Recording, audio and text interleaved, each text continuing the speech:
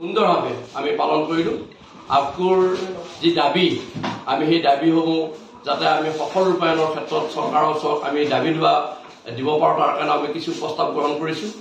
লগতে আমাৰ আপকোৰ যি পূৰ্বৰ দাবীসমূহ চৰকাৰে যাতে সবল দৃষ্টিৰে আমাক পালন কৰি আমাক কৃতাৰ্থ কৰি সংবাদ ক্ষেত্ৰখনত যি বাতৰি পৰিৱেশনৰ কৰা বা সংবাদ ক্ষেত্ৰখনত আমি জড়িত হৈ যোৱাত চৰকাৰে যাতে সহযোগিতা আগবঢ়ায়।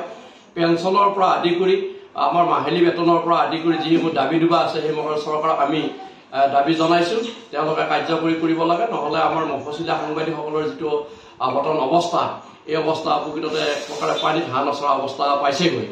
গতিকে তেনে ক্ষেত্ৰত আমাৰ এটা চৰকাৰৰ ওচৰত আমাৰ দাবী থাকিব।